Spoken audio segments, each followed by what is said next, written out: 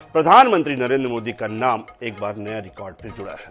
Social media platform x पर PM Modi के 100 million यानी 10 करोड़ फॉलोअर्स हो गए हैं। इसके साथ ही प्रधानमंत्री मोदी एक्स पर सबसे ज्यादा फॉलो किए जाने वाले नेता बन गए हैं। पिछले 3 साल में प्रधानमंत्री मोदी के सोशल मीडिया एक्स पर लगभग 30 मिलियन यूजर्स की बढ़ोतरी हुई है।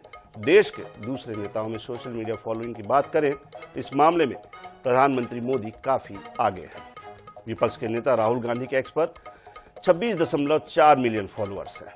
दिल्ली के मुख्यमंत्री अरविंद केजरीवाल के एक्स पर 27.5 मिलियन, समाजवादी पार्टी के अखिलेश यादव के एक्स पर 19.9 मिलियन और पश्चिम बंगाल की मुख्यमंत्री ममता बनर्जी के एक्स पर 7.4 यानी 7.4 मिलियन फॉलोअर्स ही हैं। इधर आरजेडी के लालू प्रसाद यादव की बात करें तो एक्स पर उनके 6.3 मिलियन, तेजस्वी यादव के 5.2, जबकि एनसीपी प्रमुख शरद पवार के 2.9 मिलियन फॉलोअर्स एक्स पर हैं। बता दें, पीएम मोदी अमेरिकी राष्ट्रपति जो बाइडेन और दुबई के वर्तमान शासक एच शेख मोहम्मद जैसे वैश्विक नेताओं से इस मामले में बहुत आगे निकल गए हैं। जहां बाइडेन के एक्स पर 38.1 मिलियन फॉलोअर्स है तो वहीं दुबई के शासक एच शेख मोहम्मद के एक्स पर 11.2 मिलियन और पोप फ्रांसिस के एक्स पर 18.5 मिलियन फॉलोअर्स हैं।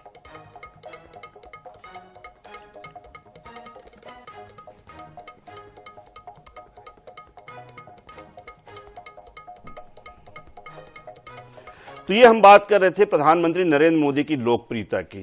केवल भारत ही नहीं बल्कि विदेश के जितने भी बड़े नेता हैं, वैश्विक नेता हैं, उनसे भी ज्यादा किसी भी नेताओं से सबसे ज्यादा मिलियंस फॉलोअर्स वाले नेता बन गए हैं। नए रिकॉर्ड प्रधानमंत्री मोदी के नाम पे। आखिर ऐसा क्यों?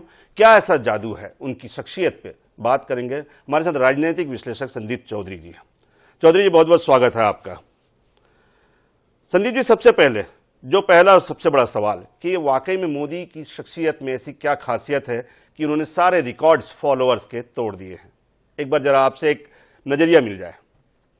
देखिए, नरेंद्र मोदी जी जब से राजनीति में आए हैं तो वो कहीं ना कहीं टेक्नोलॉजी के साथ भी जुड़े रहे हैं, सोशल इंजीनियरिंग से भी वो लगातार जुड़े रहे हैं और हिंदुस्तान में सबसे पहले वही ऐसे व्यक्ति हैं जिन्होंने सोशल मीडिया को ये समझा कि ये राजनीति में भी कारगर साबित हो सकता है और हर पॉलिटिशियन को उन्होंने एक टारगेट दिया कि आपकी पॉपुलैरिटी को यहाँ पर मेजर किया जा सकता है। आपने देखा होगा कई नेताओं ने बीजेपी ज्वाइन किया, कई नेताओं को टिकट मिले, तो ये भी चीज आपने सुनी होगी कि ये देखते हैं उनकी पॉपुलैरिटी कितनी है। पॉपुलैरिटी देखने के लिए ये एक बहुत अच्छा पैमाना बीजेपी ने निकाला कि सोशल मीडिया पर कितने उनके फॉलोवर्स है, कितने लोग उनको जानते हैं, जानना चाहते हैं, उनको पढ़ते हैं, उनको देखते हैं।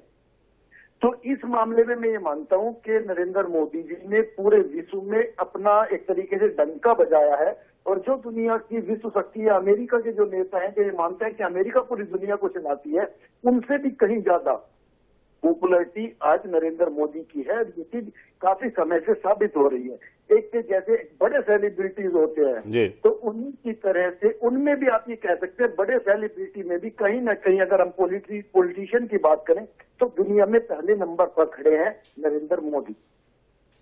संदीप जी, एक सवाल जो है मैं आपको, क्योंकि आप राजनीतिक विश्लेषक हैं, मतलब अभी तमाम जो आपने विश्लेषण भी किए हैं, जो चुनावी नतीजे आए हैं, लोकसभा के चुनावी नतीजे जो आए हैं, उसको लेकर बार बार विपक्ष ये कहता रहा है कि कहीं न कहीं भाजपा की और नरेंद्र मोदी की लोकप्रियता कम हुई है।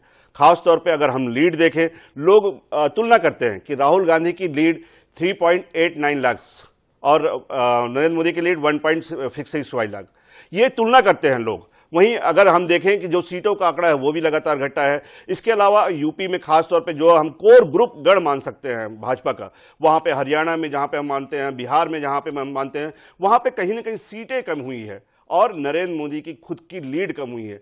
इसको लेके हम एक बार अगर हम दोनों का एक बार कॉन्ट्रेडिक्ट करें तो क्या एक्स पर इस बात का है कि कहीं ना कहीं जो ग्लोबल जो इमेज है उनकी वो ज्यादा जो है वो इफेक्टिव है बनिस्बत जो है देश में? देखिए, ये जो चीजें हैं ये पैमाना नहीं हो सकता। कई लोगों के मैं आपको एग्जांपल दे सकता हूँ जो पॉलिटिशियन है। पॉलिटिकल चीजों को और वोट को आप किसी की पॉपुलैरिटी से नहीं जोड़ सकते।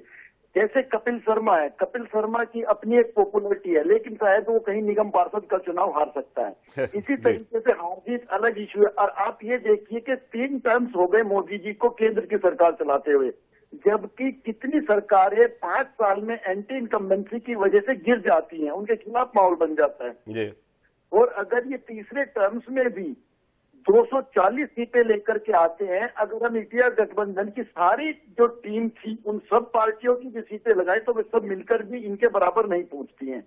तो इन चीजों से पता चलता है। और एक चीज है समीकरण, हर सीट का अपना समीकरण होता है। कभी वो समीकरण आपको वोट परसेंटेज ज्यादा दे देता है, कभी उस समीकरण में आप जीतते जीतते हार के पास जाकर जीतते हैं। तो राजनीतिक उससे देखने में और एक सेलिब्रिटी के तरह देखने में, जैसे मैं आपको बात करूं, अगर आप ट्रंप को आपने फॉलो किया होगा ट्विटर पे या एक्स पर कहिए, तो आप ट्रंप को वोट नहीं करते, आप जो बाइडेन को वोट नहीं करते, लेकिन दुनिया में सेलिब्रिटी होना, आपका पसंदीदा नेता होना, ये एक अलग चीज है। और वोटिंग को एक लोकसभा या विधानसभा से जोड़ना वो एक डिफरेंट मैटर है।